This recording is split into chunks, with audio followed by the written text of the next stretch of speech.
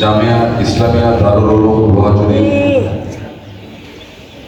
মাদ্রাসার উদ্যোগে আয়োজিত উন্নয়ন বোর্ড বার্ষিক সদস্য সম্মেলন 2026 এর সম্মানিত সভাপতি মাদ্রাসার অন্যতম অর্থদাতা হাফেজ আব্দুল কাদের সাহেব,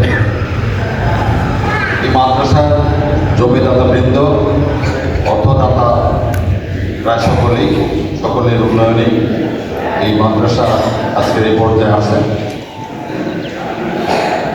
আমি এসে মসজিদে মাদ্রাসার প্রাঙ্গণ পরিদর্শন করেছি এবং হুজুরা আমাকে দেখাইলেন উন্নয়ন মডেলটা যেটা করতেছেন, 5 তলার বিল্ডিং করতেছেন, এটার সামনে স্থাপন করা আছে দেখছি। এই লোহাজুরি রাস্তাঘাট ভালো, লোহাজুরির মানুষের অর্থনৈতিক অবস্থা ভালো না, নিঃসন্দেহে আমি কথা বলতে ভালো। তবে সবচেয়ে ভালো জিনিস যেটা, সেটাই মাদ্রাসা, যেটাই জেলার মধ্যে শ্রেষ্ঠ হবে এবং অনেক জেলার মধ্যে শ্রেষ্ঠ হবে ইনশাআল্লাহ, আমার বিশ্বাস থেকে বলছি।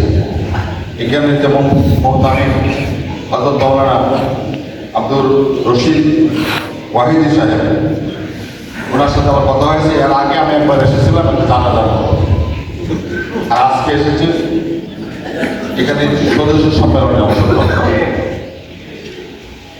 আমাদের কওমি মাদ্রাসা সম্পর্কে অনেকেরই বিরূপ ধারণা আছে।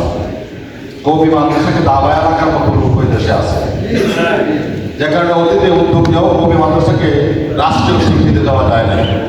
তবে এইবার তারা আমাদের পাশে নেই ইনশাল্লাহ। আমরা যদি যদি সরকার গঠন করতে পারে, আমি কথা দিতে পারি পার্লামেন্টে এই কওমি মাদ্রাসাকে রাষ্ট্রীয় স্বীকৃতি দেওয়ার জন্য এই প্রস্তাব এনে সেখানে বক্তব্য রাখবো। এবং আমার যদি সুযোগ হয়, আমরা যদি সেই সুযোগ দেন আমাকে এই মাদ্রাসার জন্য, এখানে সরকারের অর্থ, সরকারের সম্পদ এখানে বরাদ্দ দেওয়ার জন্য আমি আমার সর্বোচ্চ চেষ্টা করে আমি এই কথা রক্ষা করার চেষ্টা করবো ইনশাআল্লাহ। কথা বাড়াচ্ছি না, আমাদের নামাজ একেবারে আসন্ন। আমি আজকের এই উন্নয়ন সম্মেলন সফল হোক, আমরা সকলে যারা আছি সকলের দানে এই মাদ্রাসা আজকের এই পর্যায়ে এসেছে, এত সুন্দর হয়েছে, এত ভালো হয়েছে।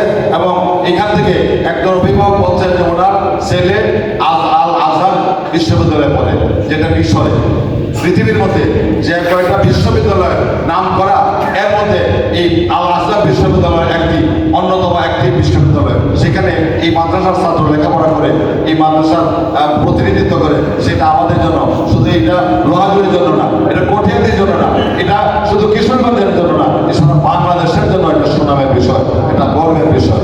আমি আল্লাহর কাছে, পাকের কাছে দোয়া করবো এবং আমার দিক থেকে আমি সহযোগিতা, ব্যক্তিগতভাবে সহযোগিতা করার চেষ্টা করব। আর যদি সরকারের সাথে যুক্ত হতে পারি, আমি আবারও কথা দিচ্ছি, আমি সরকারের সম্পদ নিয়ে এই মাদ্রাসার পাশে দাঁড়ানোর চেষ্টা করবো ইনশাআল্লাহ। আমি সম্মেলনের সফলতা কামনা করে আমি আমার কথা শেষ করছি। আসসালামু আলাইকুম।